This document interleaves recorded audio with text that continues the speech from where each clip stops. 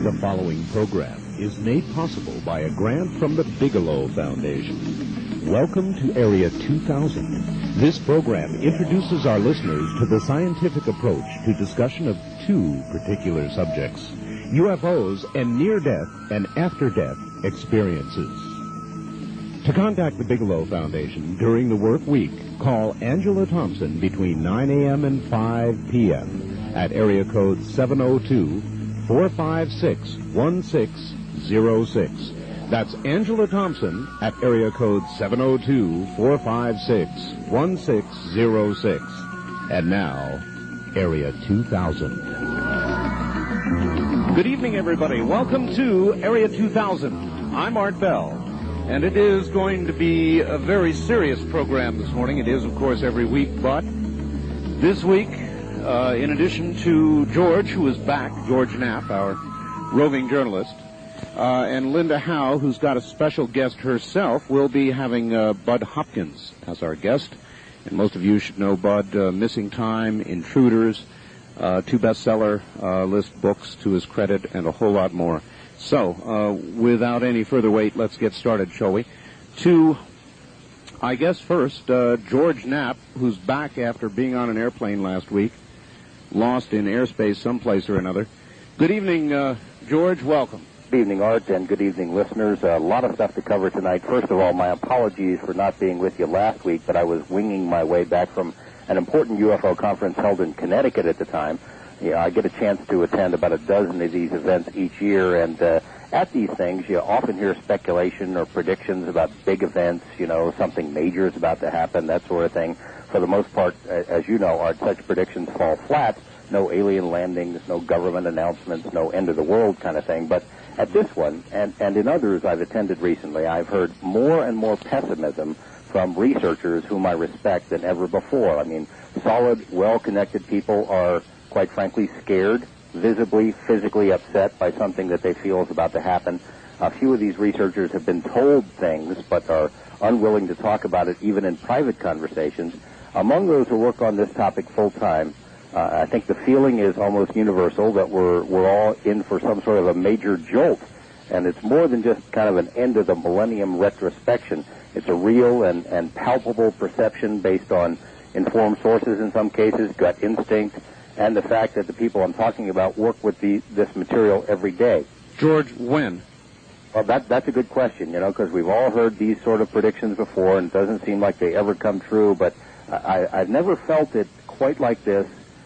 As I said, almost universal among the people whom I greatly respect. And I think Linda and Bud would certainly have probably better insight on that than I.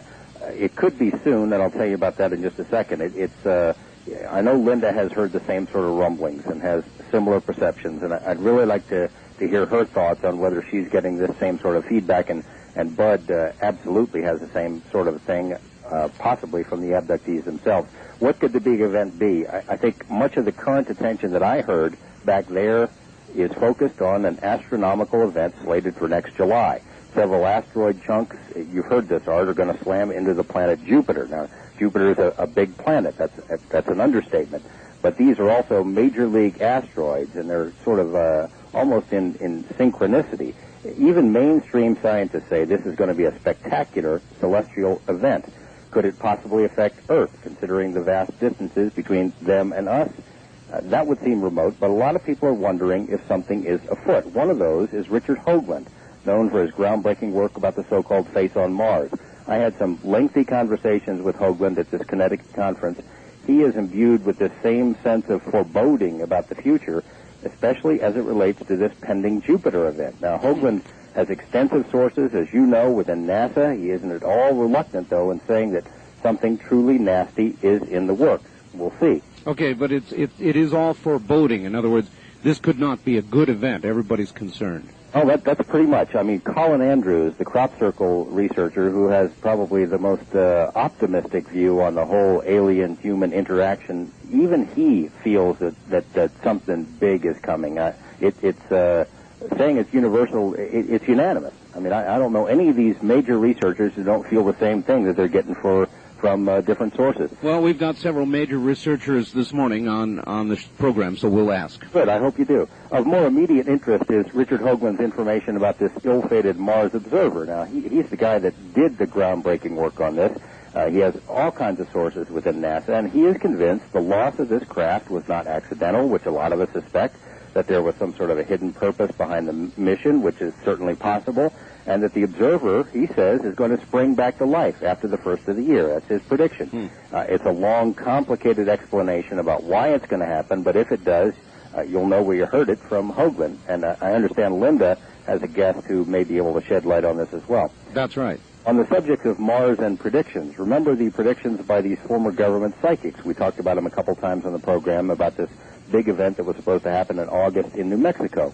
Well, although nothing of the sort materialized, the folks who made this prediction now say the Mars observer incident was directly related to their predicted event, and that the New Mexico part of the story has been delayed by 5 or 6 weeks. The chief remote viewer, who used to work for the military, a guy named Ed Dames, predicts that a very high authority, whom he says is higher than President Clinton, not a whole lot of those going around, will make an announcement of some sort in the near future. Again, listener caution is advised when evaluating the credibility of predictions like this, but we will certainly keep you posted. The 2-month-long Las Vegas Library UFO lecture series concluded last night with a talk from researcher Bill Moore, who has done a lot of good work on Roswell and MJ-12. We don't have the final crowd counts, but the library folks are elated with the public response to the series. Nearly every event drew a full house, and the district has already decided to do it again next year. I had 2 chances this week to address some of these library audiences, and for the most part the questions were intelligent, the discussion was healthy. It's apparent that people are really hungry for credible information on this topic, and I think your show, Art, is evidence of that. I want to give congratulations to the library people for having the courage to put on a program like this, because you know how much skepticism there is in the local media, and luckily they didn't get bashed too badly. You know, George, I wonder if the general public, and maybe we'll find out this morning, has the same building sense of something imminent. I sure feel that, you know, traveling around the country and doing stories and going to conferences.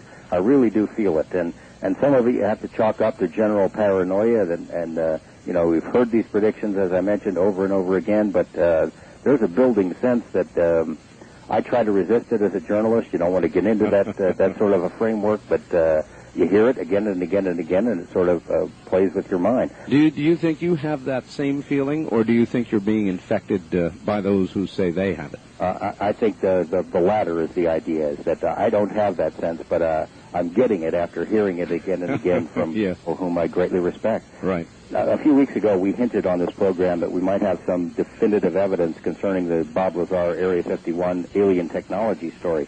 Well, this week that evidence was made public for the first time during this library lecture, and this will mark the first time it's been broadcast anywhere. In a nutshell, this is it, Art. A few months ago, a company in California purchased some photos taken by a Soviet satellite in the summer of 1988. This is just a little bit before Bob Lazar allegedly started working at S4 Papoose. Right. Photos in question were targeted at Groom and Papoose Lakes here in Nevada. Bob Lazar said he saw flying saucers, alien technology, stored and tested at Papoose Lake, a story which no one will confirm and which, as you know, a lot of people refuse to believe. Well, this photo, as amazing as it might sound, apparently caught a large, metallic, disc-shaped craft flying above Papoose Lake. Oh, my. They've seen this thing. Some former NASA imagery specialists have seen it. They have analyzed it. It is a big, fat, flying saucer on film above the area where Lazar said they were being flown. Wow. Now, that really does earn a wow. Do you have a copy of it, George? I do. You I do. do? And it'll blow you away. I would like to see that, George. I'd be glad to show it to you. I would really like to see that. Now, some additional blow-ups are being processed, which allegedly, and I say that only because I haven't seen this part of it myself, they show roads which lead into the hills that are adjacent to Papoose, where Bob said the hangars were, which stored the... There is no question about the geography? Oh, none at all. None at all. George, is there any chance you can get this published in the local paper, or better? Well, I don't own the photos. I've been shown them. I've been allowed to talk to it, but I don't own them. I think there's some corporate interest. As you know, Art, there's a movie company that wants to do some stuff on Bob, and they're the ones that forked over the money because this is an expensive proposition to come up with the photos and to get them analyzed. Boy, that's really serious. When you said evidence, you weren't kidding. You say you've had this analyzed? Well, they have had this analyzed by some former NASA people, and they are as mystified as anyone. They say what it appears to be is a flying saucer. Additional blow-ups, as I said, are being processed, and they allegedly show roads which lead into these hills adjacent to Papoose and buses parked outside the area where Bob said he worked. Now, the reason this is really important is I have two congressional sources who've been up to that area and who have flown over Papoose in the last couple of months, specifically looking for evidence of any kind of programs or hangars or anything else. There's nothing there. There is absolutely nothing there right now. And they've been told that there was nothing there in the past. Well, these photos, I think, will clearly demonstrate that there was something there before and that there has been some sort of a cover-up, and I hope someone in Congress gets mad at it because someone clearly is lying. I have a couple of other items, but I think it's probably more important to get on to your guest tonight because concerning him, he was also at this Connecticut event that I attended last week, and I'll tell you, this is a guy you can't get enough of. I've heard Bud probably 10 times. I've interviewed him. We've had numerous private conversations. I think he is probably the single most important figure in ufology today. A really good and honest man. I can't wait to hear it. All right, it's been wonderful, George, and somehow or another, I would very much like to get to see those. Are you going to get copies made yourself? Well, I don't have the permission to do that. I certainly would have permission to show them to you, Art, because I think it's important for you. All right, I will contact you. Okay. Thank you, George. That's George Knapp, our roving journalist, and this morning he had some pretty serious news. And once again, what he just revealed was that there are Soviet photos, and this is big news, folks. Soviet photos taken of the Groom Lake, Papoose Lake area, precisely where Bob Lazar said there were discs, purporting to show that there is, in fact, a disc in the photo, and the buses and the roads leading in and out and the facility itself that is not there now. That would be a very, very serious piece of evidence. George Knapp. Now, to Denver, Colorado, or Boulder, Colorado, I guess, more accurately, and Linda Howe this evening, and yet another glimpse into yet another reality, and her guest this morning, Dan Drayson. So let's go to Boulder, Colorado, and say good evening, folks. Hi. Hi. I think one of the unusual features about tonight is that neither you nor George nor I had a chance to talk today about what we were going to discuss tonight. And yet, earlier this afternoon, I was in a place where some of the astronomers now meeting at the University of Colorado on a planetary conference were. Mm-hmm. And I talked with two of them, one from Poland and one from France, and one of the issues was this event next summer in which a comet-like body followed by asteroids is supposed to plunge into Jupiter. And I asked them, as astronomers, what they are expecting the consequence of this event to be, and their unanimous response was, well, there will be nothing in the solar system because Jupiter is so huge, and they used the analogy that it would be like throwing something into a huge feather pillow, as they said, and it will absorb whatever this is that's coming. That is the astronomer point of view today in Boulder at this large planetary conference. Whether or not there is any other information about this event next summer, I don't know, but obviously we are coming up against a phenomenon that is real. It is physical. It was reported in Science this week. It's been reported in various national news media. So between now and the middle of next summer, we can at least begin to gain more information about it. And how big? Do you have any idea how large these objects are? No, the only description that I have heard is a comet-like body that is preceding a series of 17 or 19 asteroid-like, which would be rocky bodies. Each one would be directed into the gaseous planet of Jupiter. Whether anything like this has happened before, I don't know. Maybe no one knows for sure. but at least in terms of the scientists meeting here today, there is no remain. They are interested. They will be trying to monitor what happens. They are, from just the conversation this afternoon, though, they're not expecting there to be any impact on the Earth, and they said that with some strength. George talked about a strong sense of foreboding that seems either to be connected to that or separate from it, but he's getting it, he said, from just about everybody. Are you getting that same sense, Linda? I would not say foreboding as much as a sense from some of the abductees I know and other research colleagues. I think everybody has a sense that something major is going to happen in the next possible year. I don't know the details. I know that some of the abductees are talking about having a sense of something major happening, but whether or not it is going to be of some kind of a global catastrophic impact nature, which the Hoagland hypothesis would present, or it means that there may possibly be the beginning of the opening of this very difficult story that we are not alone in the universe, that there are other intelligences, and we may be finally on the brink of encountering some of these intelligences in another way. All right, Linda, before we get to your guest, and I do want to ask you about what George said. Did you hear what he said about the Soviet photos of Papoose Lake and the disc that he's got on I guess, in a photograph? Right, and about the only thing one can say anymore is that with the kind of virtual reality that is capable on computers these days, it is so hard to know what the source of photographs are. People, unfortunately, can concoct many things and pass them off for money or fame or whatever. Sure.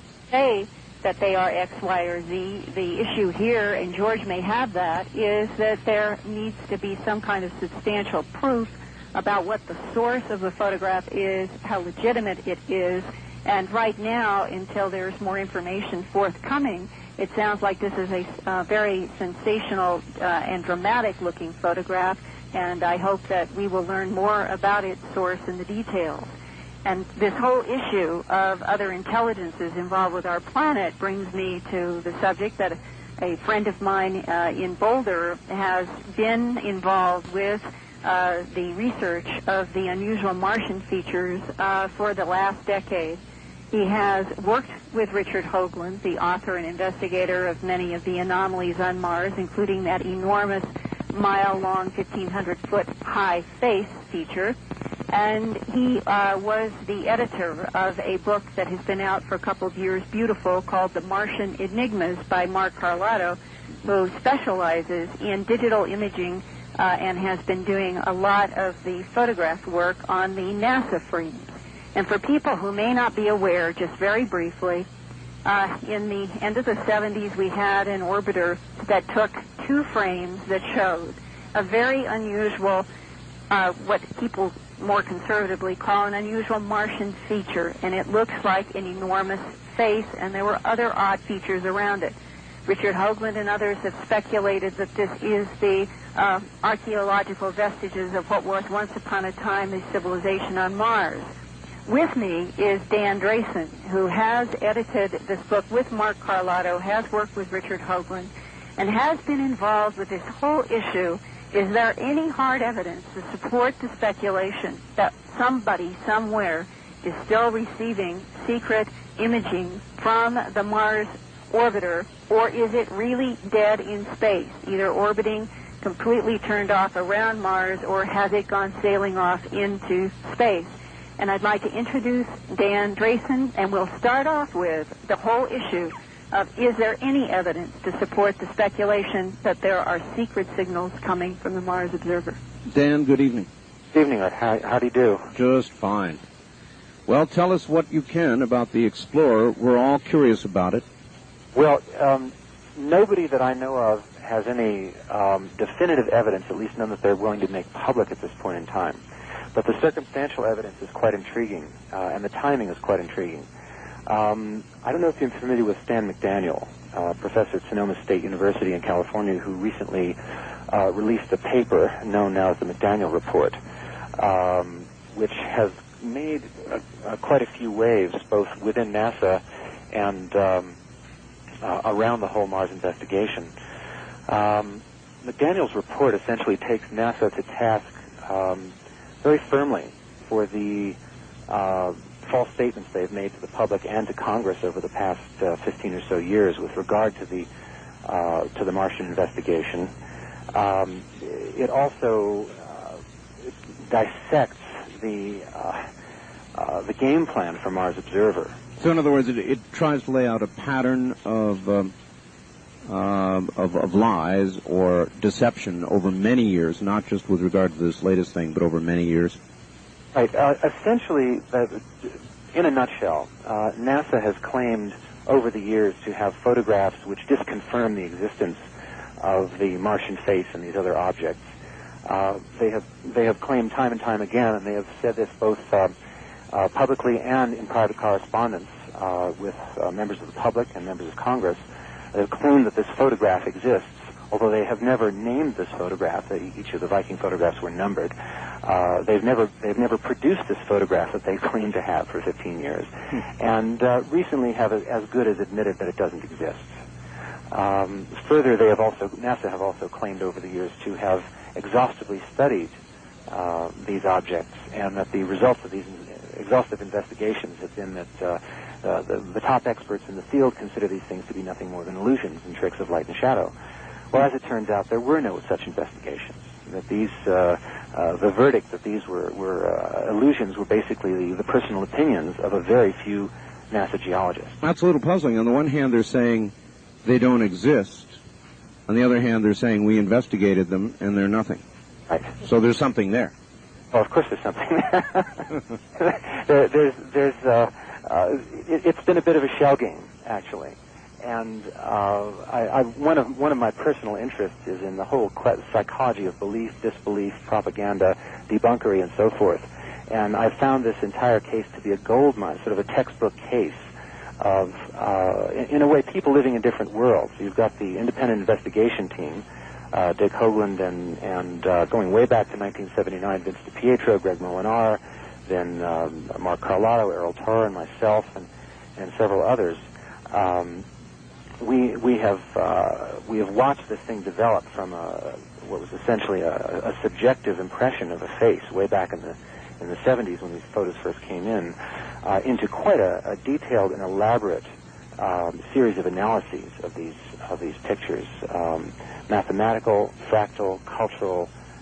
These photographs, and there's more than two, by the way. There's probably a half dozen in total that are in question here. And this is an investigation which NASA basically does not acknowledge ever took place. The amount of energy expended in propaganda in place of science has been enormous here. Probably the best account of the history of this whole affair is in this document known as the McDaniel Report. One of the interesting things about the history of this report is that NASA received a copy of it probably a day and a half before the apparent loss of Mars Observer. And this particular edition of the report contained a bit of an expose on NASA's strategy. You see, Mars Observer was supposed to have gone into orbit, undergone its proper orbital adjustments and technical checkouts, and then started photography sometime in November or December of this year. That was the Explorer, wasn't it? Mars Observer. Oh, okay. Observer. That's what Art went out on August 21st and lost signal and set in all this speculation about whether or not the signal was really lost or if it is out in space somewhere. Right. What the McDaniel report pointed out was that NASA had recently published their a revised edition of their protocols, which provided a week and a half, an unexplained week and a half to 2 weeks of time during which Mars Observer could have photographed these areas on Mars, sent back the photos, and then perhaps political decisions could have been made about what to do about them. So you're suggesting, then, that they got some early pictures before the orbital maneuvers, they found something shocking, and did something to the observer? We're suggesting that they already know what's there, and that Mars Observer would have allowed them to get a much, much closer look than we've had the opportunity to have in the past, and that they wanted to have the first glimpse to themselves, so to speak, and then decide what to do about it. And this report, which made public for the first time NASA's apparent strategy, was received by NASA I believe on the 20th, and on the 21st the spacecraft was lost, immediately after receiving its programmed instructions for orbital insertion. Now, Dan, what do you think is there that is so shocking that they couldn't tell us about it? Well, I can tell you what my own opinion is after being involved in this study for over 10 years now. I think that we have, and in fact, I'm going to quote Stan McDaniel on this from the back page of his report. And he says, whether the objects on Mars turn out to be alien artifacts or simply the most stupendous constellation of geological coincidences in history, eventually the human race must face these questions. When you really, really look into this material, not just superficially, but in depth, so then if we... the history of the investigation... Okay, so Dan, if we... layer upon layer upon layer of confirming evidence. All right, so if we presume then that these are, as he suspects they might be, evidence of an alien race, then we have to imagine that NASA has concluded we would be so disturbed by that information that we'd all go crazy and wouldn't be able to handle it, and so they're keeping it secret. Is that a probable motivation? Certainly a possible motivation. We know, for example, that in 1960, a report entitled Proposed Studies on the Implications of Peaceful Space Activities for Human Affairs was delivered to the chairman of NASA's Committee on Long-Range Studies. It was prepared under contract. And the report outlines the need to investigate the possible social consequences of any discovery of extraterrestrial intelligence, and also to consider whether such a discovery should be kept from the public in order to avoid political change, possible devastating effects on scientists due to the discoveries, that many of their own most cherished theories could be at risk, and so forth. Now, this certainly does not concur with scientific method as I learned it, and as most of us understand it. But all right, we also know that science and politics are very much interwoven. All right. In the real world. Dan, stand by just one moment, please. I've got to do a quick station identification. We'll be right back to Linda Howe and Dan Drayson. You're listening to Area 2000.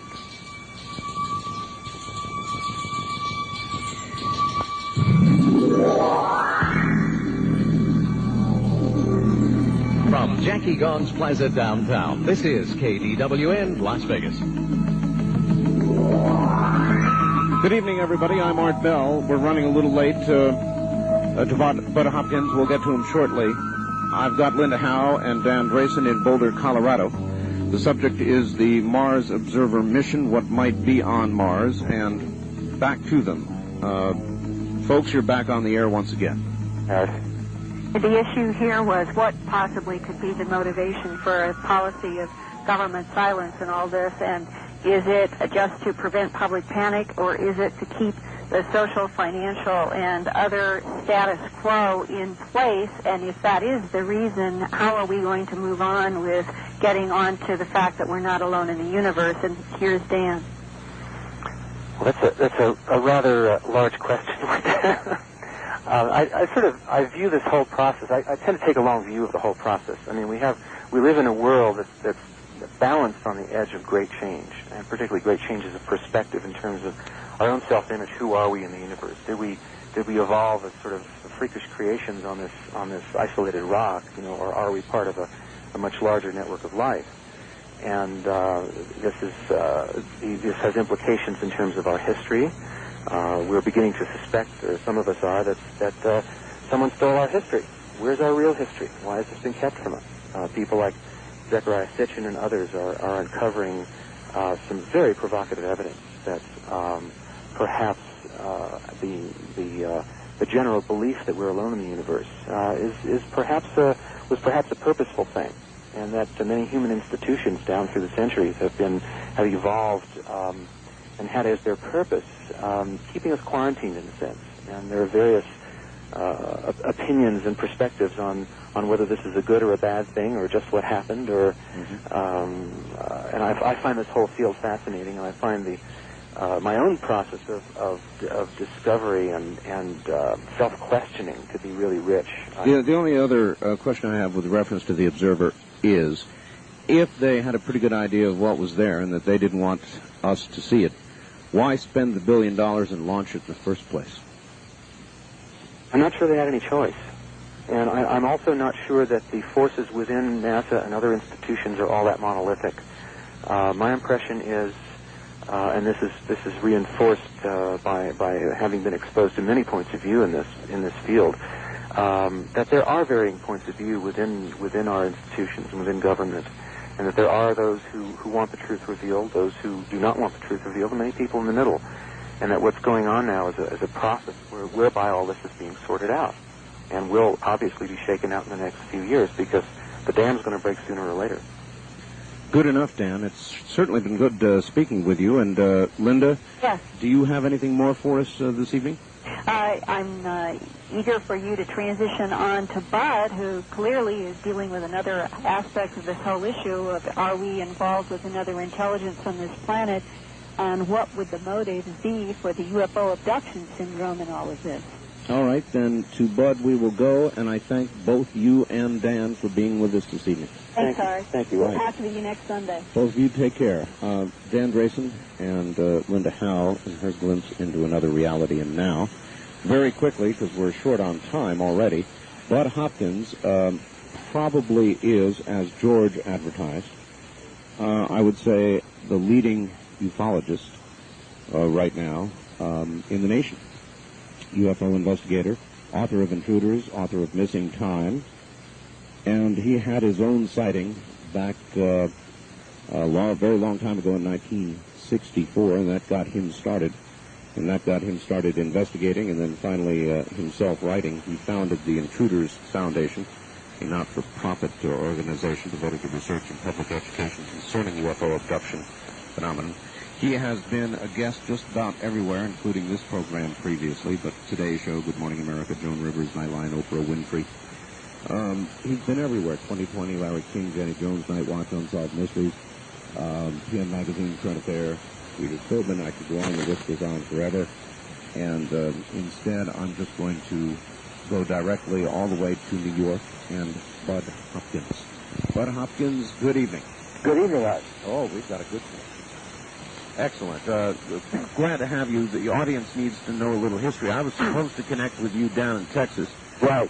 But we got all turned around, and you got the wrong day, and then we got the wrong time. But here you are, back in New York. Yeah. All right. You've been able to listen to quite a bit this evening. Any reaction to what you've heard so far? Well, I'll start first with what George was saying about the sense of foreboding that many investigators have. Exactly. And I will add what I have to say and my feelings about this. The first point about it is that after having conducted this investigation that we did through the Broker organization, a poll looking into what percentage of the American people we think have had UFO abduction experiences, and we found this a staggering number of people who seem to have had these experiences. At the time, we came up with a rough guess of 1 in every 50 Americans. Higher than that. Now, what that means, of course, is that whatever is going on in Mars, right here and now on this planet, right in Nevada and Nebraska, New York City, and whatnot, there are abductions taking place as we speak. The numbers would imply that that it has to be that frequent. So something absolutely enormous is going on this planet. And the point is, in terms of the foreboding that people feel, a sense of something about to happen, rather than there being necessarily some single solitary event, what's been happening is that more and more and more people are coming to realize that this crazy stuff is actually going on. People are having these experiences. And the evidence is amassing itself, so really this can't be kept under wraps for much longer. When do you think? I guess we're talking about an astrological event in July, next July, this coming next July. Yeah. Well, I was talking about the astrological event, which may or may not have much of an effect on us. I'm talking about the very fact that the evidence, as it comes together, supporting the idea of an alien intelligence operating within our world and affecting our lives in a very profound way, abducting people from childhood on for some kind of ongoing genetic experiment, which implies the production of some sort of hybrid life form between them and us. This is so incredibly widespread that it's simply the days are numbered, really, in which we're going to be able to keep this thing secret.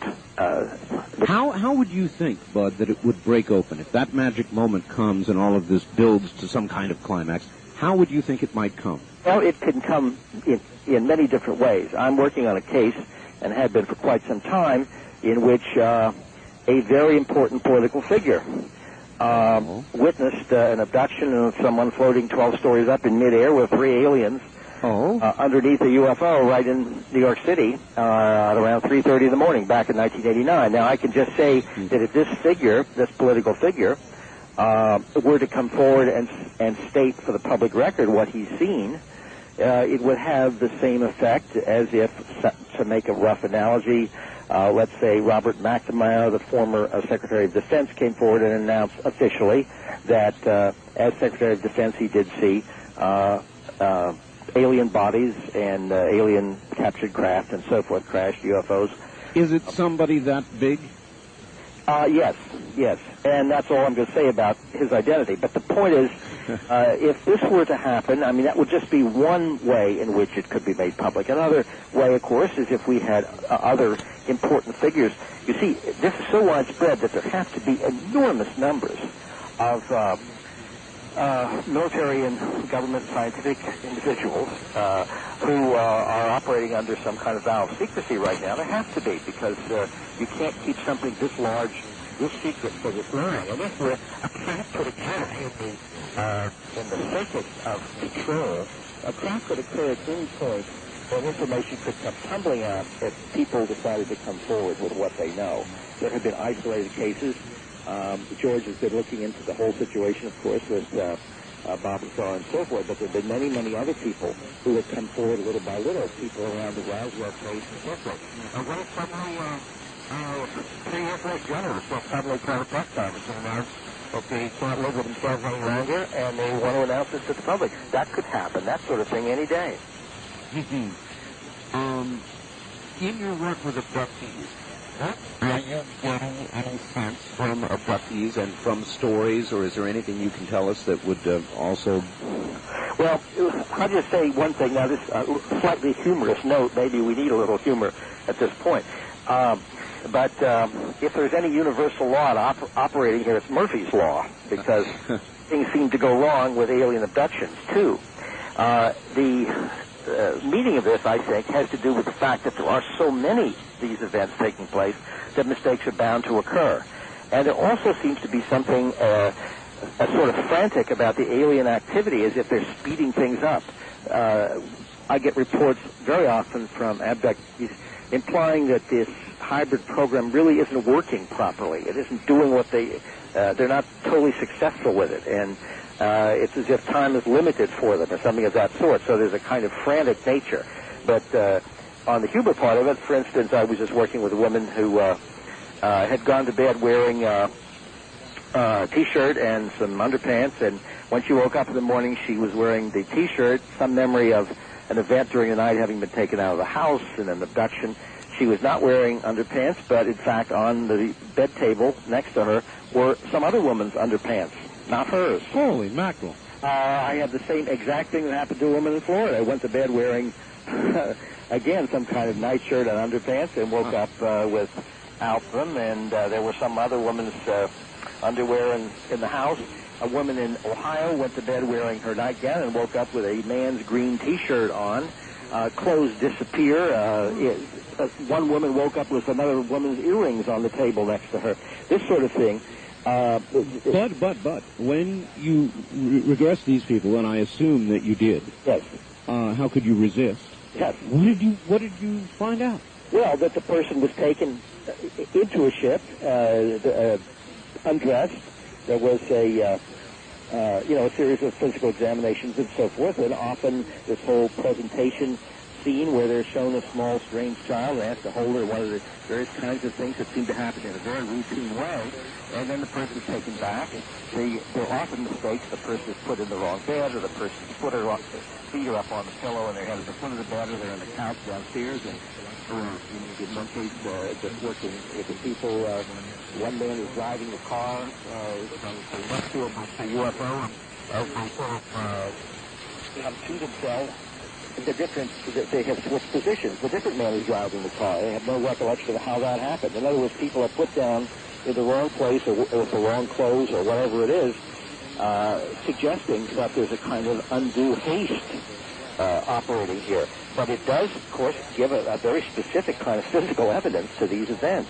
These are not out-of-body experiences. These are out-of-the-house experiences, as we like to say. But the alien haste, I think, signals something in a strange way. It signals that they're working too hard, too fast, against some kind of deadline would be the deduction we could make. And those all may be wrong deductions. All right, here's a question for you, Bud. During these abductions, have there ever been cases where the person abducted is with several other people that they're able to then describe to you?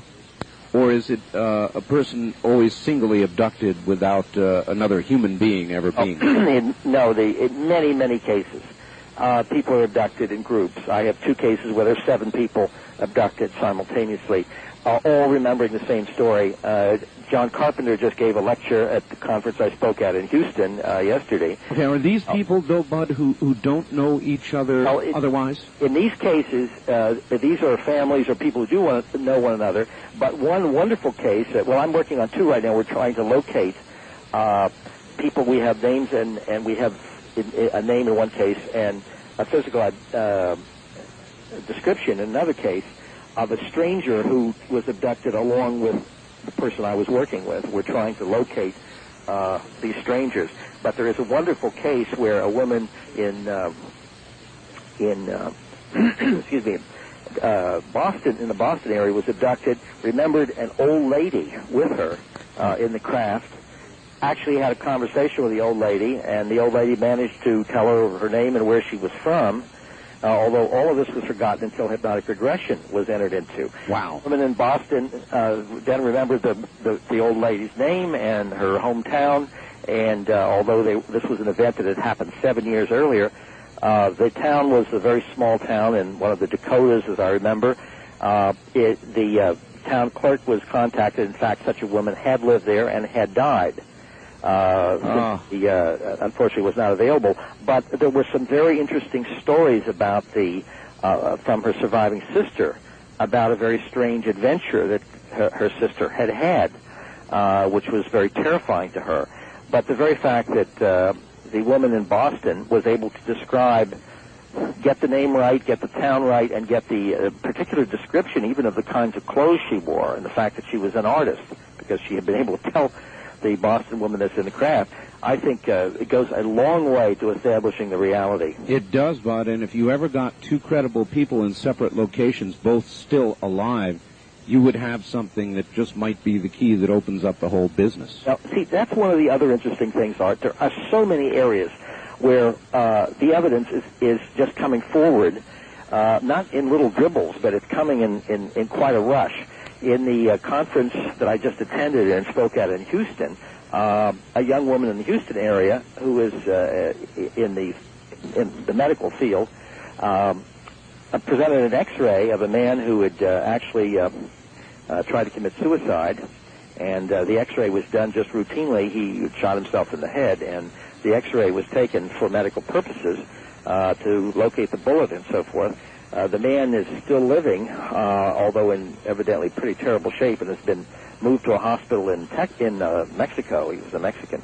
But this X-ray showed a very unusual thing. There is an absolutely clear-cut spring-like object, which is evidently in the sinus cavity right behind it, near the pituitary gland. Wow. It's a totally foreign object. A spring-like object? Spring-like object. It looks like, the kind of spring you have in a ballpoint pen. Sure. It looks like that, although it's much smaller, but it's a very distinct metallic object. And, of course, we don't know anything about what that is, but nobody is supposed to have something like that next to the pituitary gland. No. The suggestion is, of course, that we may have now another X-ray of an implant. This man is lingering from his suicide attempt with a bullet in his head, and the woman there in Houston is investigating this further and hoping that, it's a horrible thing to say, but if the man doesn't survive, that an autopsy could be done and this object could be recovered. Have they managed to attain that? In other words, if he passes away, will they be able to do it? No, that's something that I leave to the medical people there. The problem are a lot of these things are not as easy to do just because of the proprieties involved and the ethics involved. But this is something that, this just turned up in a completely accidental way. And therefore, and I should point out that head X-rays are not typically done. In other words, doctors do not like to routinely prescribe a full head X-ray. So it isn't as if we have literally millions of X-rays of heads the way we do of the rest of the body and the teeth and so forth. So the fact that this was done because of the suicide attempt and the bullet lodged in the skull, the head X-ray turned up what seems to be an implant. So here we are again. When we talk about these breakthroughs, they are coming left, right, and center.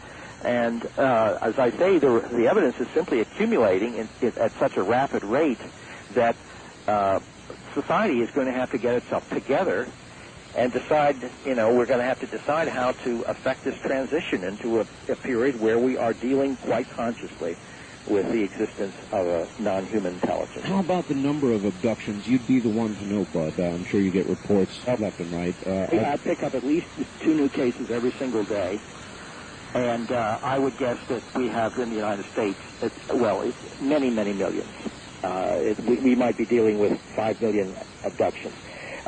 If I could have a second, I'd like to read you something. I just read this letter today I received from a woman, and this is just so typical, and I thought it would be interesting for people to understand what would suggest an abduction. This is a woman who's 35, describing about an event that happened when she was 11 or 12. She said, my room had wooden louvered shutters at the bottom halves of the windows.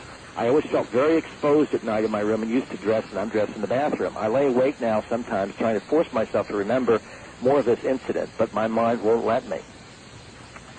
She wants to know why it bothers her after 23 years. I find that I cannot stand to see an exposed window at night, and even make sure the mini blinds are all angled up so no light could shine down through them. She said she was asleep in bed at the age of 11 or 12 and awoke to see light coming down through the shutters. The light was most strong in the window directly above my head, but I could see it coming through another window, too. It was dark outside. She said, I thought I heard what were voices barely buzzing at my hearing threshold. I was completely unable to move. Total paralysis. This could have been from intense fear, I suppose, but I remember not being able to move my head, my arms, legs. I could barely breathe. I remember desperately wanting to be able to run into my dad and mom's bedroom, but being unable to do so. I had the worst feeling of deep dread.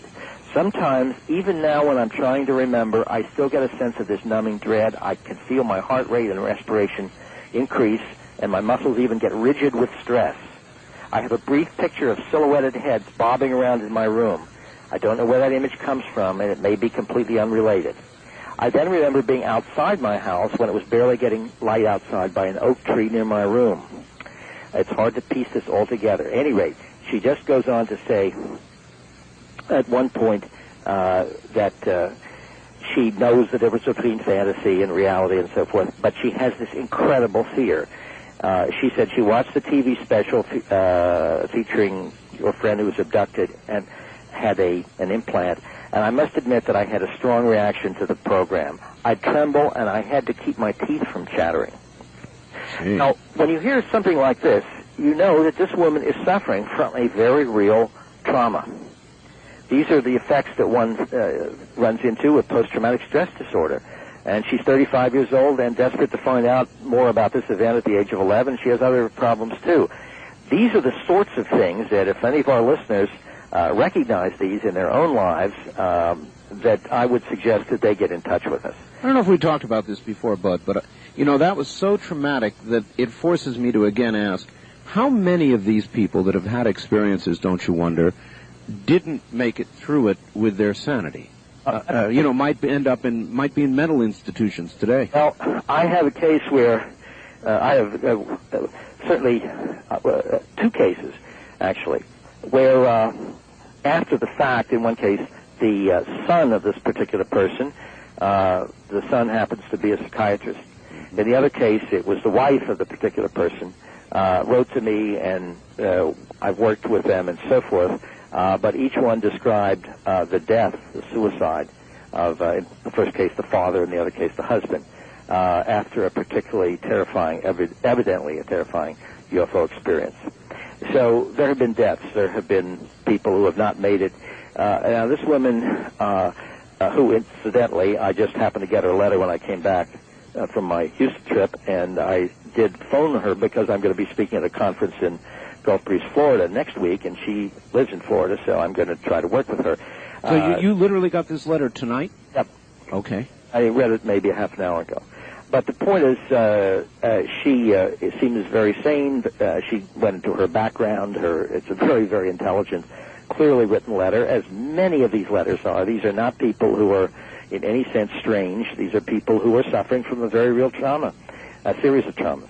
How much help can you give these people? Well, the first thing that can be done, of course, once you get to know the individual and feel that he or she is stable and that there is a kind of safety net at home, that the person has friends they can talk to or relatives or a therapist or whatever, and so they're not totally alone, and you undertake the idea of hypnotic regression to look back into the experiences. There is a process that I think is a little bit like working a splinter out of the flesh, working the memories out, which might be very painful to extricate. But once they're out, once the splinter is out, the flesh can heal. The person feels a lot better because, first of all, the self-doubt disappears. That gnawing thing, I must be crazy, there's something the matter with me, sure. How can I possibly have had this happen? And, of course, the saddest thing about this is that as children, very often the child will run to mother or dad and say that the little men in the room, I couldn't move, so on, and we'll be told, you just had a bad dream, go right back in there and go back to sleep. Of course. So once the child, as now an adult, is looking into this and can ventilate a lot of the fear and a lot of the anger, which is virtually inevitable, and can have that sense that there's nothing the matter with them. They're perfectly normal.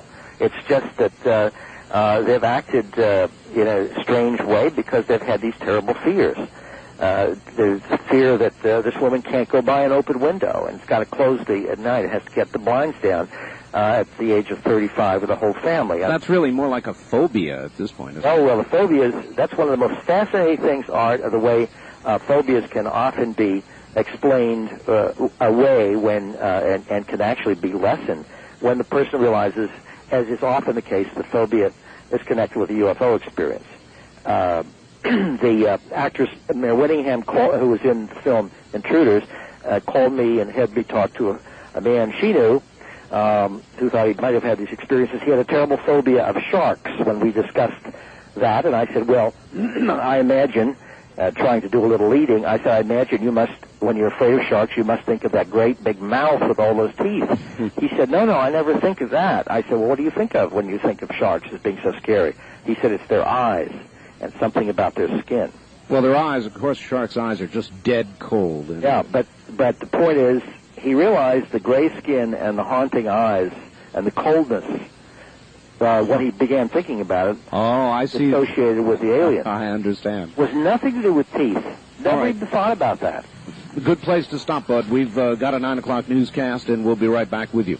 Okay. So stay right there. Bud Hopkins is my guest, and we will be opening the telephone lines. So stand by for that. You're listening to Area 2000 from Las Vegas. I'm Art Bell.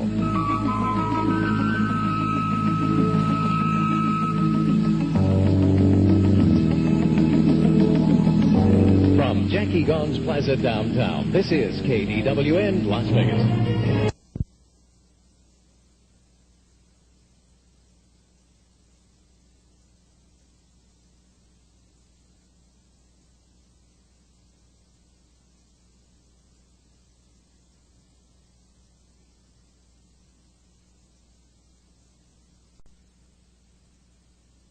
Again, good evening and welcome back to Area 2000. Bud Hopkins is my guest this evening.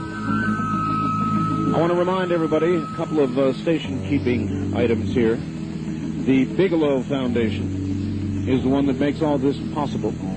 If you have questions, if you have a story, if you have somebody you would like to talk to about an experience in one of the areas that we discussed, please contact Angela Thompson, who is the research coordinator for the Bigelow Foundation during the business week between 9 and 5 at area code 702-456-1606.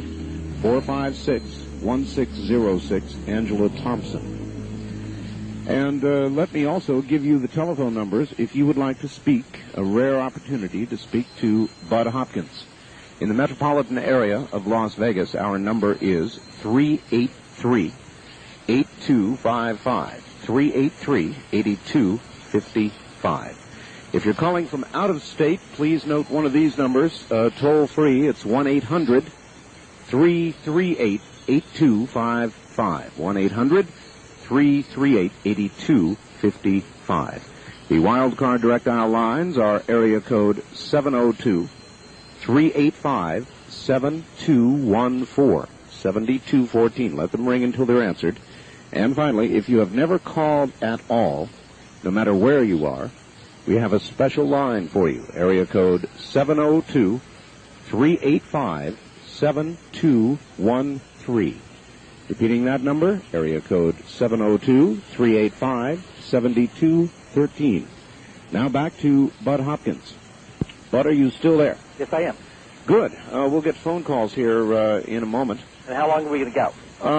We've got about 53 minutes or so to go. I couldn't remember. I thought it was a 1-hour show, but I couldn't remember. No, we're a 2-hour show. Oh, great. And even that's not enough many times. Yeah, I know. Anything else? You know what I wanted to ask you, Bud?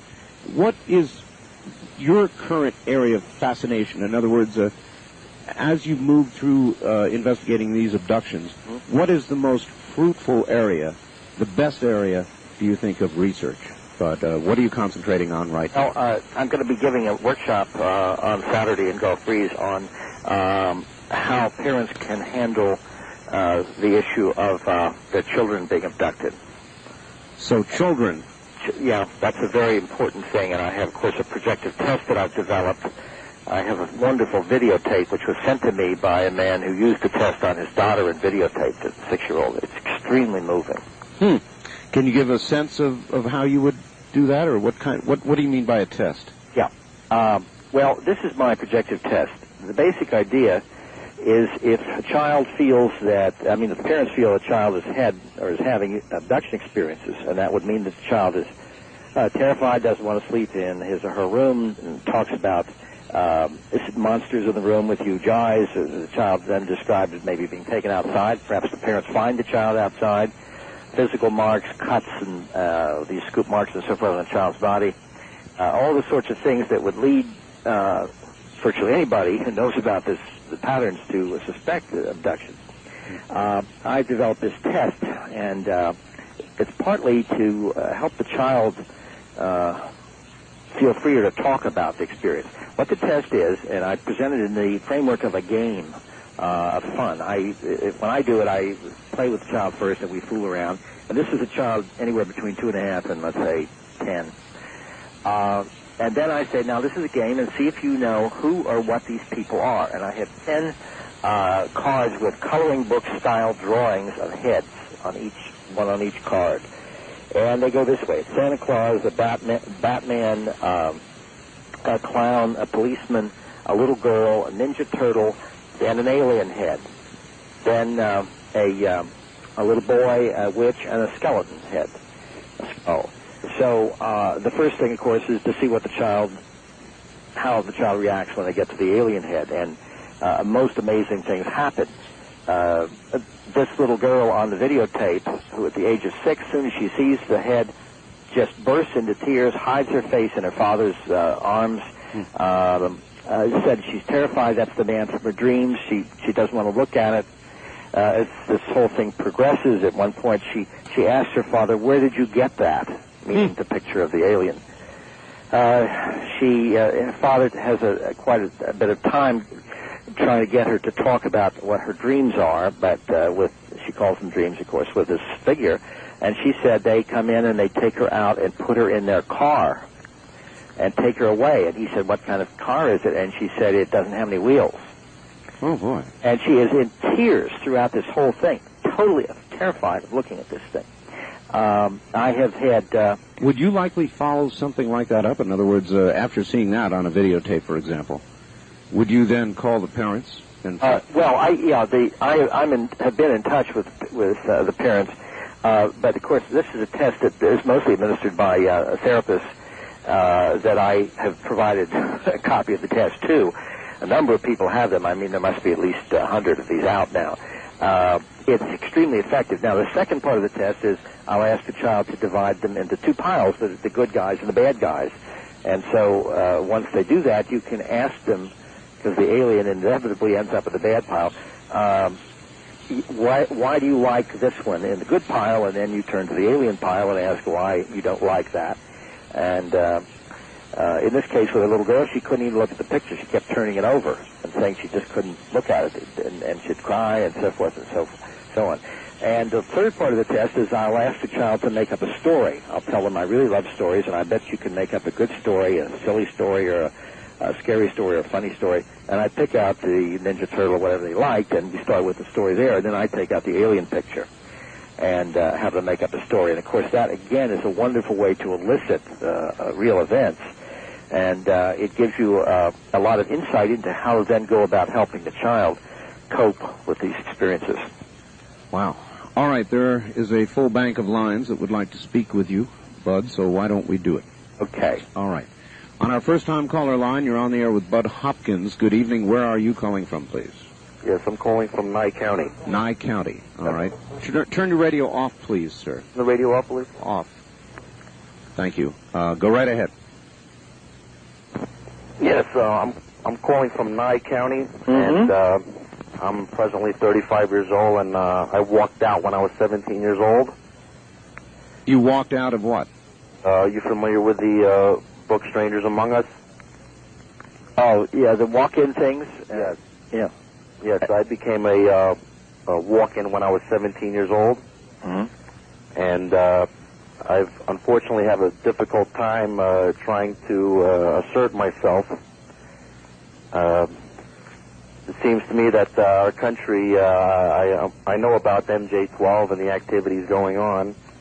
It seems that there's a problem with our government that they don't seem to want to help us. And I hope to see that someday that changes. Well, we certainly are working to hope that the government can change its policy about ridiculing people who have had UFO experiences.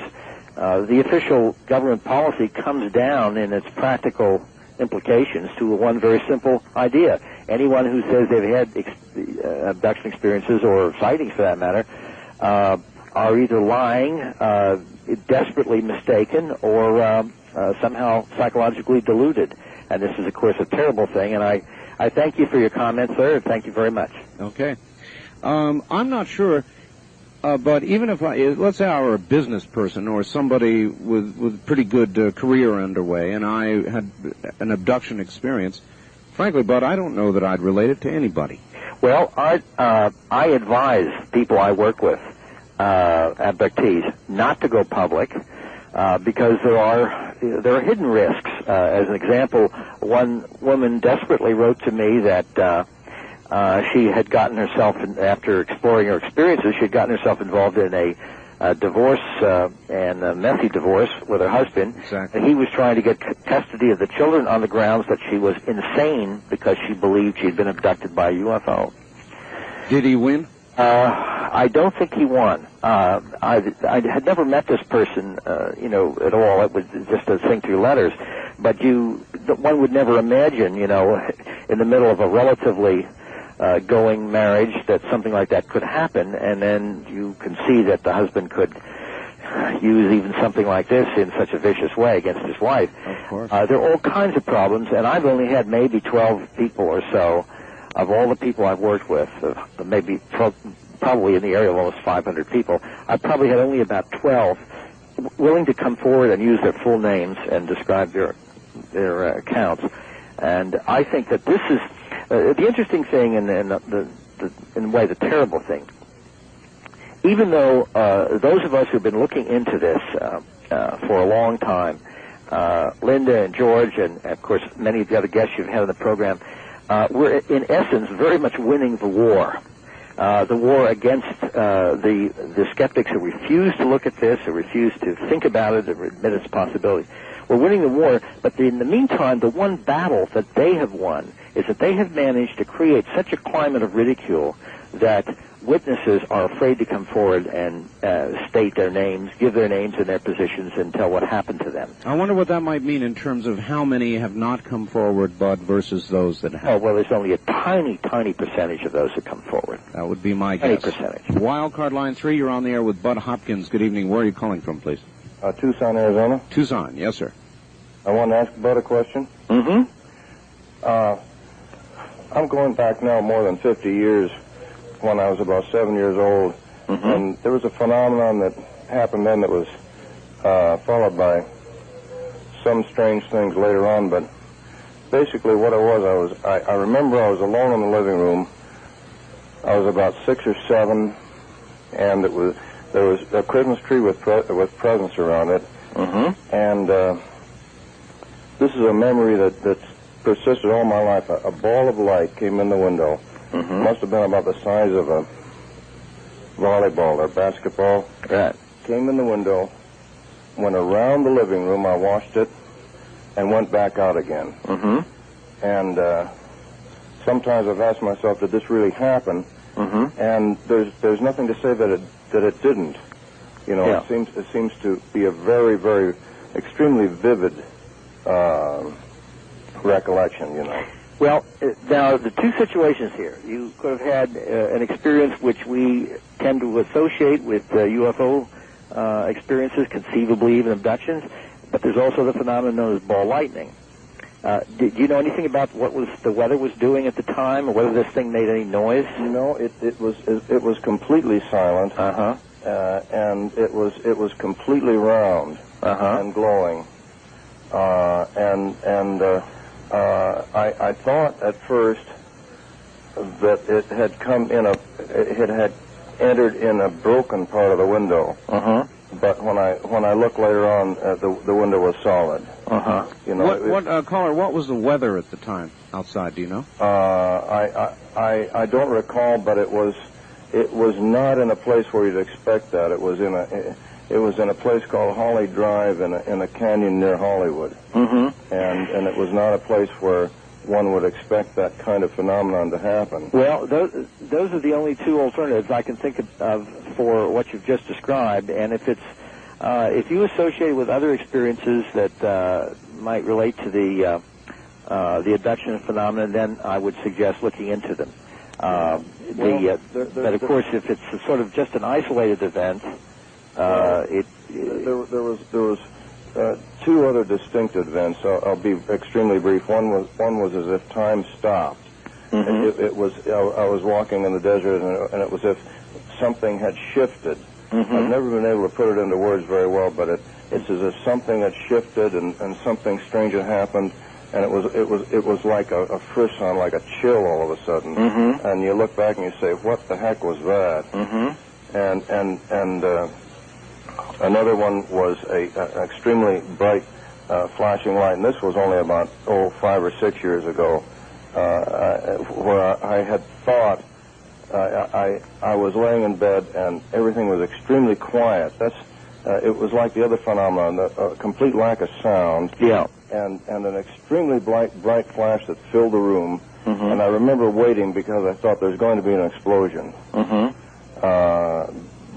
So it repeated itself in about 10 minutes, and I walked out and back, and I didn't hear a sound. Everything seemed normal, but I don't particularly connect it with anything. I feel that I shouldn't really try to interpret it in any way. And so, all right. You said you walked out the back. or looked out the back? I walked out and back. Would you get dressed and the one thing that I remember distinctly was that, and this is a recollection later on, is there was a complete lack of sound. I didn't hear anything. Well, no animals, no birds, no planes, or anything. That's also something that's commonly reported. Well, I would say if all of this leaves you pretty uneasy, then it's probably worth looking into. And by that, he probably means finding somebody who can help you out with being regressed and... Well, I'm not really that uncomfortable with it. It's not something that's ever particularly frightened me. All right, caller, thank you very much. Okay, thank you. But it seems to happen, though, multiple times to people, not just once, but multiple times. Begins in childhood. It's as if the person is a kind of as it were, a tagged animal, and on it goes. The person is picked up many, many times in their childhood. Now, this is just a very interesting thing that, again, this is something I found out tonight in one of my cases, but I have several cases where, as small children, people remember having been abducted, and at the end of the abduction, having been given a small object, almost like a reward. And in one case, with one little boy, it was a kind of rather rare geode-like a mineral formation, very strange, that there's actually something that is available and sold in stores that sell minerals and crystals and so forth. This little boy had a collection of 3 or 4, and finally, when his mother found them, he told her that the little men gave them to him if he was good. And this is a little boy at the time, 6 years old. He had no access to a store where he could have bought these things. The mother gave them to me on the ground. She didn't even want them in the house with her. She was very upset by them. But I just picked up another case where a little girl, again, I mean, she's now an adult, but she remembered being given, every time something happened, 3 marbles. And they had strange inscriptions on them, little raised characters, and she loved to hold these, and they were very frightening to her, but very somehow appealing at the same time. There are so many sub-patterns within the abduction phenomenon, but this would suggest, again, their knowledge of how to control children by rewards and, I suppose the carrot and the stick together. Okay, again, speaking now for the person who might be out there and have had these experiences, and the phones are all lit up, so I assume many have. But, vague feelings of unease or even a fairly serious uneasiness with events that have occurred in your life, are you fairly sure that a person would be better off exploring them and finding out what they are, or could it be that when you found out it was something really kind of on the negative side, an abduction or multiple abduction experiences, it might be more of a negative? Well, you see, every case involves a very distinct human being who has had some kind of experience. And as in any other of life's problems, everyone is different in how they respond to let's say, a buried trauma or whatever. There are times when you don't, it doesn't seem to be a good idea to pursue it, and there are times when you feel like, again, it's worth working out the splinter. So. All right, as a researcher, do you make that judgment? As you hear the story, are there times, Bud, where you think it better not to tell them? Yes, I try to make the decision with that person. In other words, we do this as a kind of a joint process. I understand. This is why I try to do a very solid, long interview before I do any kind of regressive hypnosis. There are just too many things to consider. And we have a little kit which is mailed out. It's an 8-page brochure, really, about when to do this and when not to look into your experiences. And this is available, again, through the Intruders Foundation, through IF. And how do they get hold of it? They could write to just the letters IF, and it's Box 30233. 30233. Right. New York, New York. And the zip is 111.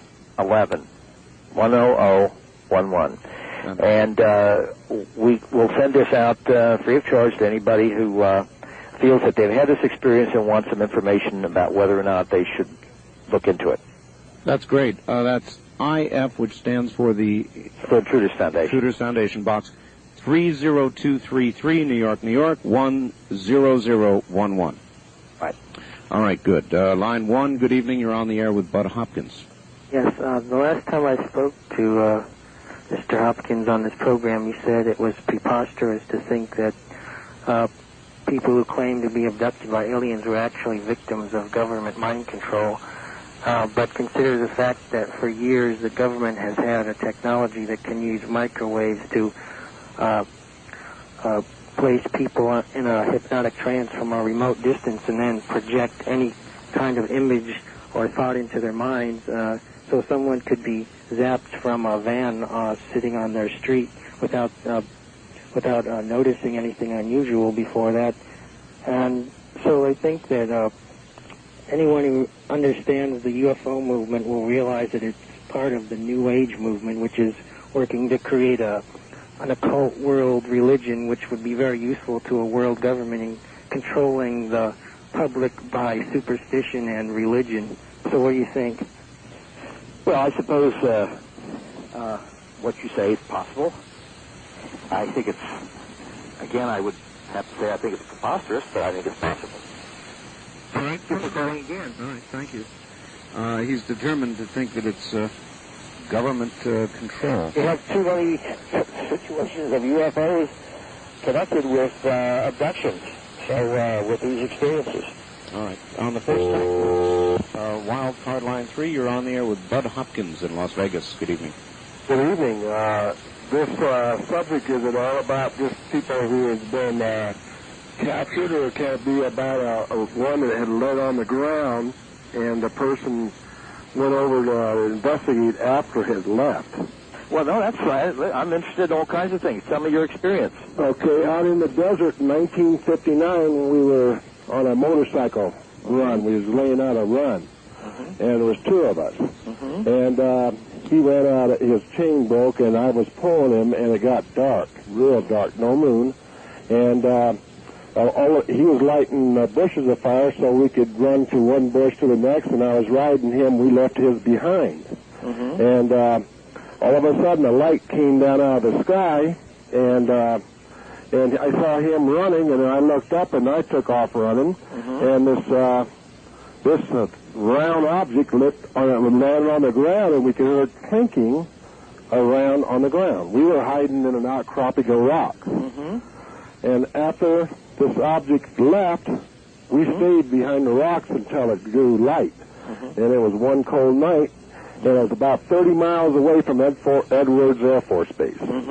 Okay, we went over there to investigate, and both our motorcycles were standing side by side with the clutch lever to brake lever. So they had picked his up and put it next to mine. And well, did you see how they did that? If you were watching, no, we didn't. We were hiding behind an outcropping of rocks. You didn't kind of peek out to see what they were doing? No, we were afraid to put our head up because we didn't know if they had some sort of gun. We didn't know what they were doing. Let me ask you one question. Did you ever have dreams about that after that? No. In fact, I haven't, but we've been keeping in touch. But what happened, see, he called, I was afraid. We told all our buddies the next day at the motorcycle meeting that we didn't want to put the run there, but we had taken this thing left it melted all the sand into glass. This thing was so hot.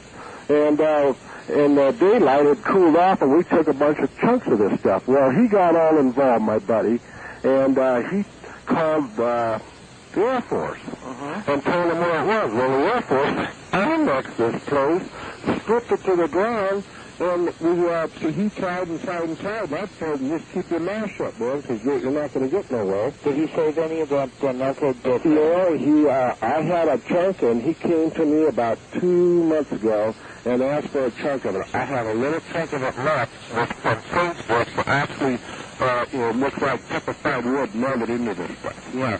Now, wait a minute, caller, hold it. Bob, would you like to solicit something here? I was thinking, if he could leave his phone number off the air, you put him on hold, you could talk to him tomorrow. You willing to do that, caller? Information. Sure, I'm willing. You are. All right, then what I'm going to do is I'm going to put you both on hold, do a station identification, get the number, and we'll be right back, all right? Okay. All right, both of you stand by, and we're going to do a quick station identification here.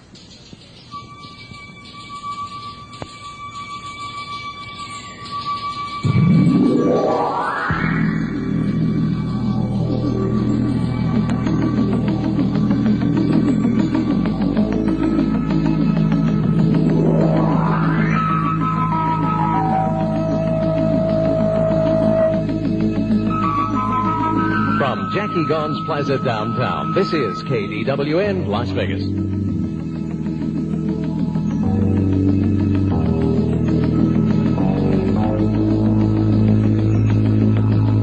All right, we got that done. Good evening, everybody. You're listening to Area 2000. My guest is Bud Hopkins. And we just made a transaction there, and we got the number, and Bud Hopkins now has it. Back now to Bud Hopkins. Bud, are you there? I am. All right, I'll be interested in the follow-up on that one. Anytime there is physical evidence, it's pretty exciting. Makes a difference. Is that something that... what would you do if you got hold of that? If you managed to get hold of a piece of that, what would you do with it? Well, I have an abductee who happens to be a top-flight chemist who works in an extraordinarily well-equipped commercial laboratory, and I will send material to him and see what he has to say about it. Get it analyzed. All right. Line 2. Good evening. You're on the air with Bud Hopkins in Las Vegas. Good evening, gentlemen. Thank you very much for taking my call. Great program. Glad you're enjoying it. Go ahead. Yeah. I just have a question for Mr. Hopkins. When these people say that they have been, quote, astral projecting, unquote, have any of these people been able to describe any, like, Martian terrain or Jovian atmosphere or anything that's remotely scientifically able to be confirmed? Well, first of all, I haven't used the term astral projection, and it's not a term that I feel is applicable to the UFO experience. This is the UFO experience. The abduction experience is quite physical. The person is taken out of wherever they were. All right, so it's not an out-of-body experience. No, it's not. It's an out-of-the-house experience. Yeah, that's right. Thank you. But they're taken, into a craft, and the experience generally, pardon me, takes place completely inside a kind of closed space. People describe it as being like a doctor's office or a lab or something, extremely clean and so forth. Now, in terms of there are some reports of people who feel that they have seen other worlds within this experience. We don't know whether that's actually true or whether imagery is being shown to them. There are many cases where it would seem an abductee is shown some kind of situation, imagery, some kind of disaster or whatnot, which we think is kind of an alien projective test to see if how people react emotionally. But in terms of the astral projection issue is not really applicable here. All right, let's keep moving. On the first time caller line, you would have been on the air. Good evening. You're on the air with Bud Hopkins in Las Vegas. Where are you calling from, please? Riverside County, Mr. Bell. Yes, go right ahead.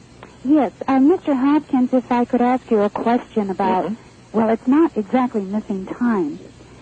I have had experiences during the night when I've had too much water to drink and I have to go potty. I always check my watch just to see what time it is, for the heck of it. Sometimes it says 1 o'clock. Okay, I go back to bed. Next time I get up, look at my watch, like an hour or two later. It's 1 o'clock. The second hand's still moving. There's nothing wrong with the watch. It is not missing time. What on earth is it? It has happened many, many times. Well, again, from this distance, it's very hard to know exactly what's going on. We'd have to sit and talk about other kinds of experiences and other things you might have noticed. Does this ever happen to your watch during the day? No, no, not during the day at all. I have seen UFOs, and I've had witnesses with me when it has occurred. I have those, like pock marks, one on my, inside of my calf, one on my ankle. When I was a child in Texas, we were visiting, and the doctor didn't know where it came from, and it just oozed and oozed until finally it took like 6 months to heal. That's unusual. And left these embedded scars in my calf and on my one ankle that looks just like these scars you speak of, the scoop marks. Now, when you have these experiences at night, is there any sense that you have dreams connected with them? No, no.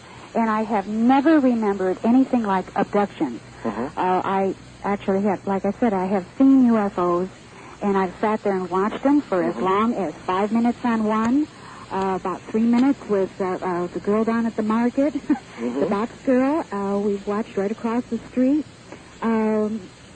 I really don't know what's happening. It's gone on throughout the years.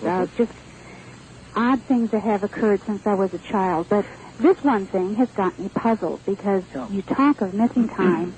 This is like time doesn't go anywhere. Now, if I assume if you get out of bed and to go to the bathroom and it's 1 o'clock, that when you come back from the bathroom, you probably look at the clock again, right? Yes, correct. And a couple hours later, I don't just get right out of bed again at 1 o'clock. Yeah. I mean, right. It's usually like a couple hours later, and I'm looking at my watch, and here it still says 1 o'clock, and I said, I was just here at 1 o'clock. Do you have a digital clock in the house?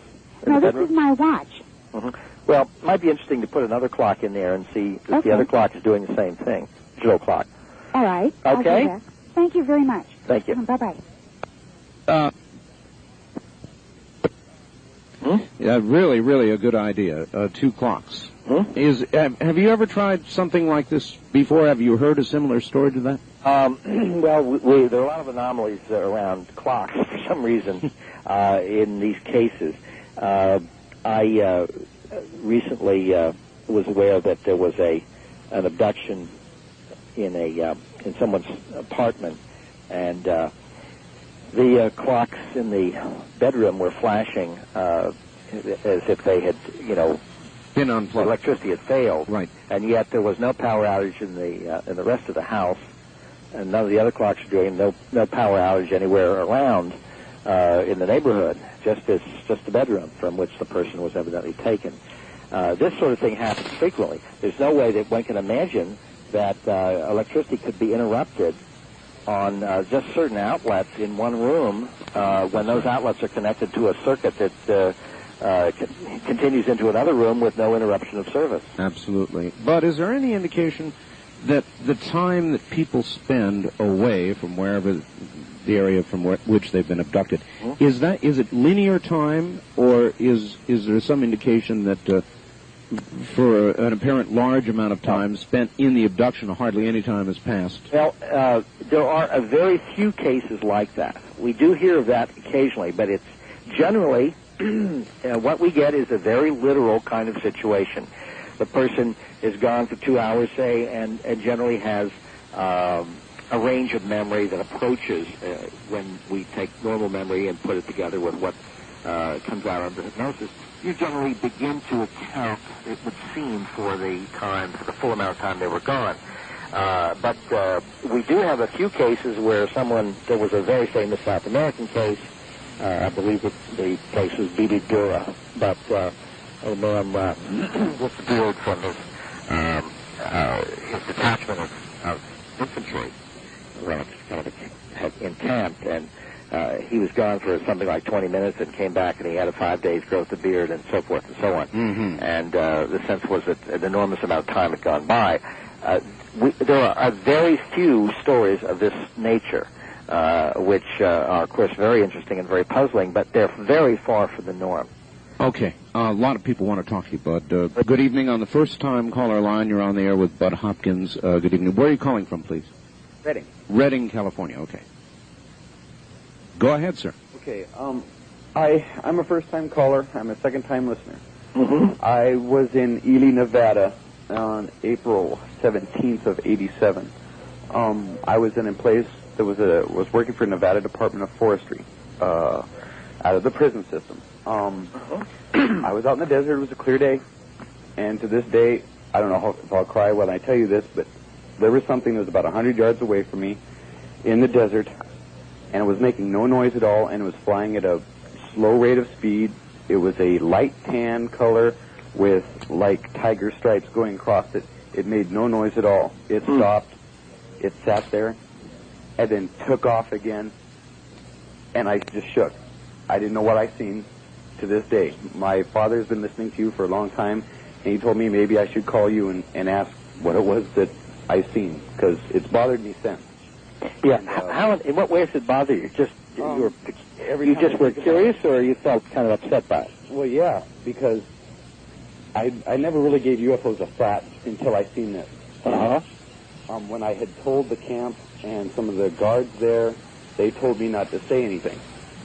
And later the next day, there was these huge planes, like the ones that carry all the Army troops. They flew in formation 3 in a row, back and forth across the desert, and they were flying low enough and slow enough to where I was standing on a hilltop with some friends of mine, and we could see into the cockpits, and you could see all the way through, and there was nobody in the cockpits flying these planes. Yeah. Well, that's a very interesting story. We do get situations like that. Did the planes make a tremendous roaring noise after they left? Yeah. They didn't when they were around above. They made no noise. But after they got like 100 yards away, then there was a loud rumbling noise. Yeah. Well, I think what I seen made no noise, and it was only so far away. Mm-hmm. I probably could have ran to it, but we were only allowed to go only so far out of the boundaries. Right. Tell me one thing. Have you dreamed about this afterwards? Oh, yes. And what happens in the dream? I just wake up, and I'm sweating everywhere, and I don't understand why. I know I had a problem when I was there afterwards. We lived like 27 to a mobile home, and you're not allowed outside the mobile home anytime at night. And I found myself out in the middle of the yard. Well, and I woke up, and I was there, and I got so scared because I knew I was not supposed to be out there. Yeah. And well, I think this should be looked into. And again, if you have that address that we gave, write to me and tell me when you do. What's the closest big city to where you are in California? Redding, California. And that's I'll get it on the atlas and see who we can refer you to. But I think you ought to look into it. I think it'd be very important and helpful to you. A lot of things I've seen out there, but I was told again not to say anything. I wasn't even supposed to mention anything to anybody else.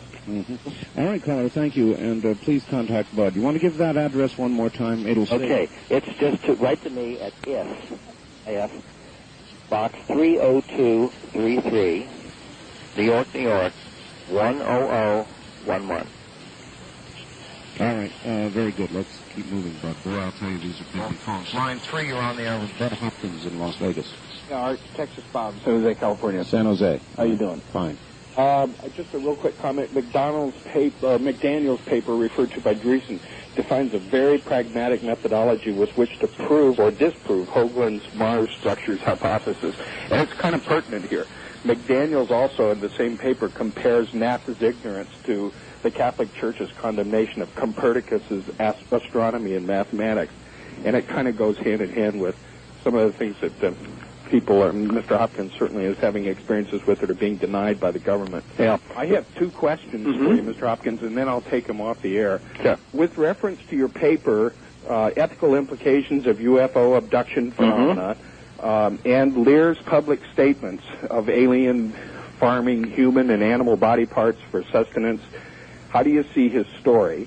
And my second question is, why would someone of your stature bother to acknowledge someone as inconsequential as Philip Klass? And I'll take my answers off the air.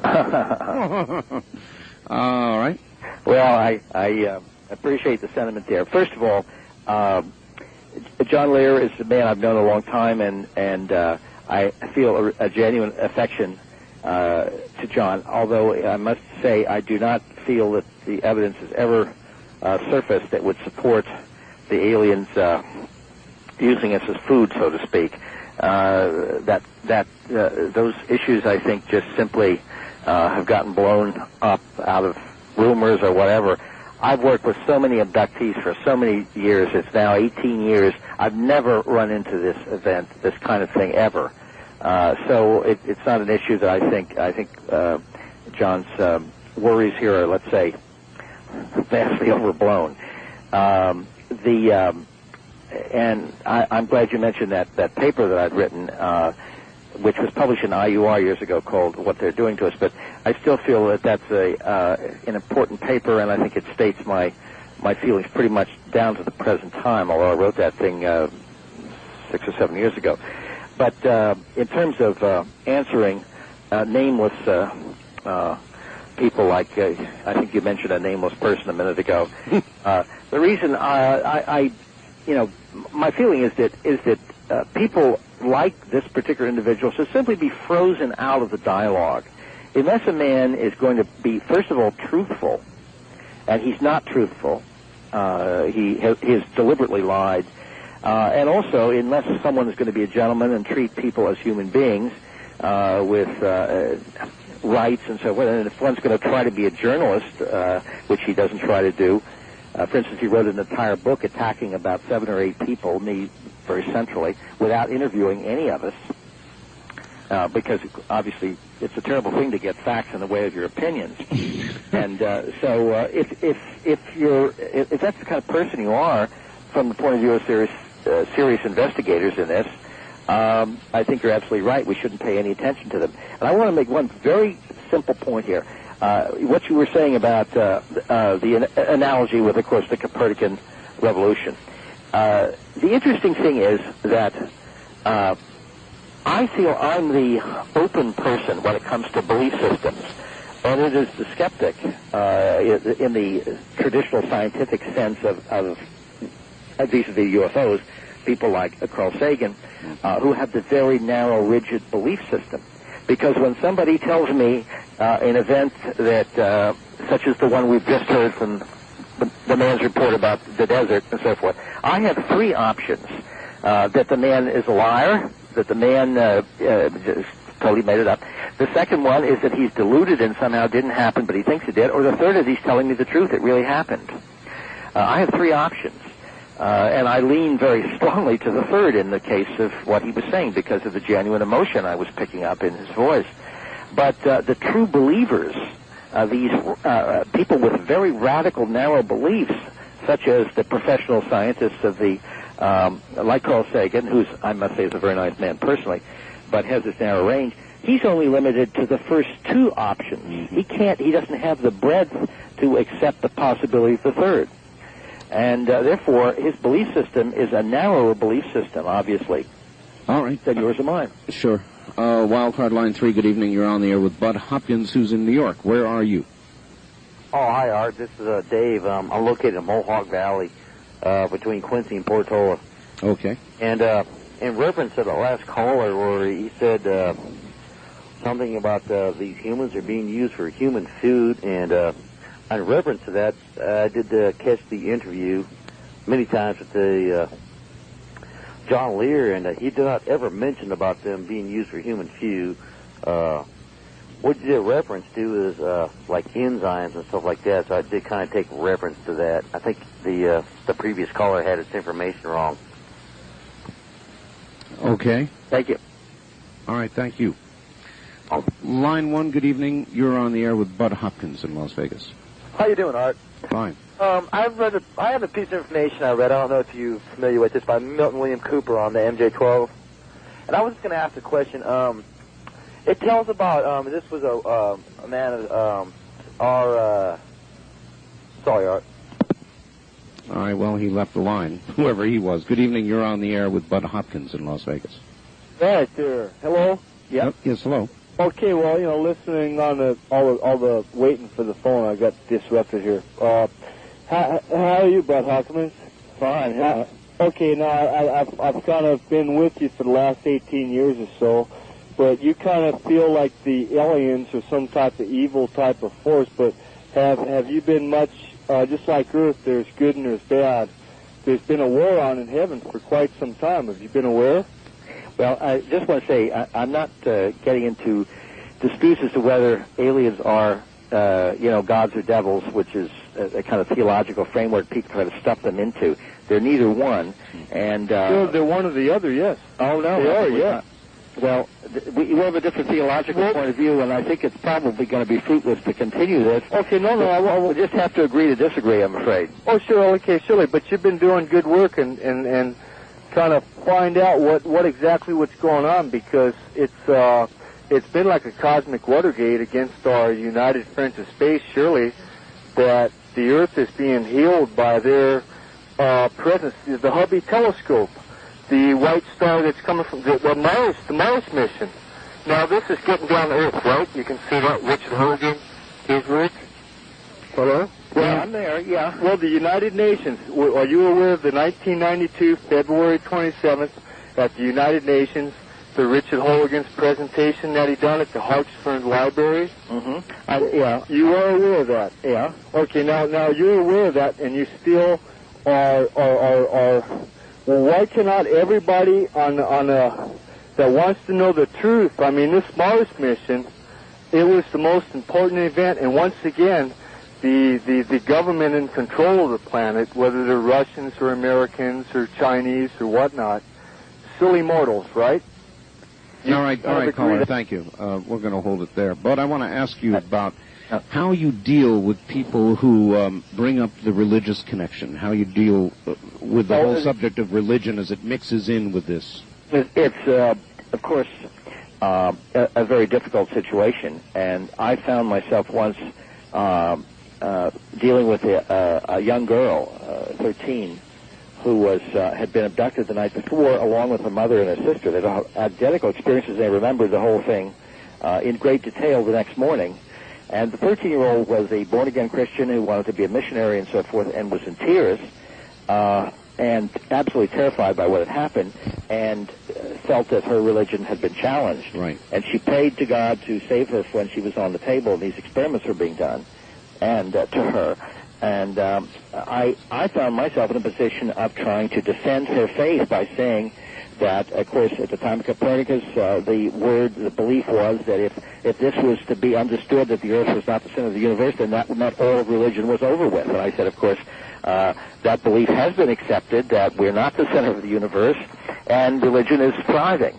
And I also pointed out that there must have been other times in her life when she prayed and her prayers were not answered, and that if that has ever happened to her, then she would have to realize that maybe this is there's some theological reasons for all this that's happened, and that perhaps the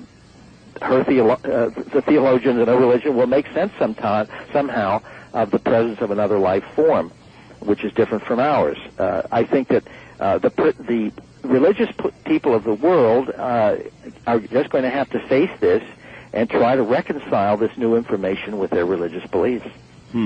Okay. Good evening. You're on the air with Bud Hopkins in Las Vegas. Bud's in New York. Where are you, please? San Diego. San Diego. Go ahead, sir.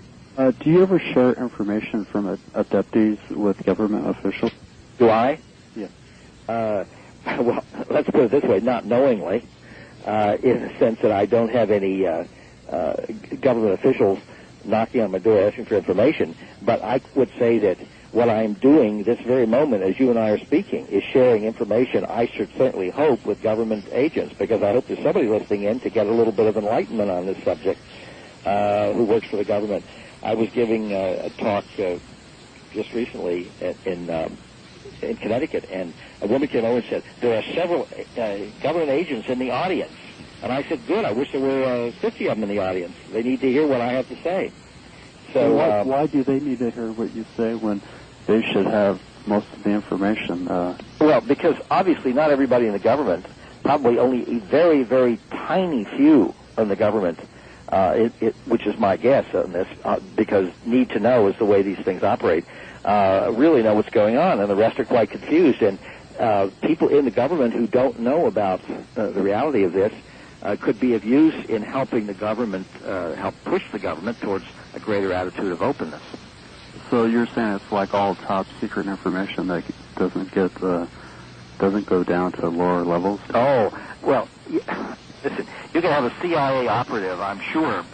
I've read enough about how this works. You can have a CIA operative who knows everything that's going on in Cuba and not a darn thing that's going on in Poland, because no one is going to tell him, because he doesn't have a need to know what's going on in Poland. He's just as ignorant. Everything is in little compartments. Right, absolutely. That's the way intelligence communities work. And I'm certain that with the UFO material, it has been very highly restricted to just very, very narrow ranges. Otherwise, we'd have more people coming forward. Okay. But I thank you for your raising the point. Thank you. All right, thank you, caller. And I guess that is true, isn't it? And so do you get a lot of interest? Have you ever had government people walk up to you, Bud, and ask you questions about this? Well, as I say, not in any formal official way, Lord knows. I suppose the government, probably some branch thereof, knows quite a lot about what I do that I'm not aware of. But I have had a NASA scientist come to me as an abductee on a personal, private level, asking to have the personal experiences looked into through regressive hypnosis. I had a full colonel in the Army who has quite an important job and extremely high clearance as an abductee. I've worked with him. and on it goes. So there's absolutely no reason to think, with the phenomenon as widespread as it is, that there aren't people in the Senate and Lord knows, perhaps the cabinet, the Supreme Court, other people who are also abductees. Will you ever make public this person you talked about earlier, a political type person? Will that ever become public? Well, my profound hope is that he comes forward himself. Are you urging him to do that? Yes, I am. You are. And he is very aware of the implications. The implications of the situation, absolutely, yes. Sure. Line 2, thanks for waiting so long. You're on the air with Bud Hopkins. Hi, Art. Hi. Hi there. Bud. I talked to you one time, Bud, when you were here at the library, and I didn't get the chance to finish my story because the lady came up about her child, which seemed very significant, and I backed off. But did you ever hear about the Northern Cheyenne Indian Reservation up in Busby? The whole tribe seeing the flying saucers? Well, it's possible I've heard about it, and it doesn't register right now. I hear about so many things, so many cases, but I know there have been many such reports in other areas. But do you have something to tell us about that particular About 1970. It's going to have to be fast, ma'am. Pardon me? I'm sorry, it's going to have to be fast. We're running out of time. That was probably what, 2 years later, I went up and was doing business in Busby. And the Indians all told me about that, you know, they went out on their cars to sit and watch the parachute drops over that area. And they had great big B-29s and everything running out there with the... Ma'am, we're never going to finich this story if you don't hurry. They saw three flying saucers over every one of the airplanes. The whole tribe saw them. It was about 1970. All right. Thank you very much for relating that. Very much. Sorry we didn't have more time, but we don't have more time. Yep. It has been again wonderful, and I'm sure we'll connect again, but I will try and get your address out one more time here. It's IF Box 30233, New York, New York, 10011. And, Bud, anything in particular that you want to hear about? Well, again, if people feel that they may have had this sort of experience, abduction experiences, and it's causing them a little anxiety and trouble, they would like to get some information about whether or not they should explore it and how to go about it, those are the people I would like to hear. All right, it's been, as always, Bud, it's been a pleasure. Thank you. It's been my pleasure. Thank you. Take care. That's it for Area 2000 this week. Good morning. Good evening. The preceding program was made possible by a grant from the Bigelow Foundation. This has been Area 2000, a program that introduces our listeners to the scientific approach for discussion of two particular subjects: UFOs and near-death and after-death experiences. To contact the Bigelow Foundation, please call during the week between 9 a.m. and 5 p.m., area code 702-456-1606. Ask for Angela Thompson. That's area code 702-456-1606. And be with us next Sunday evening at 8 for another edition of Area 2000.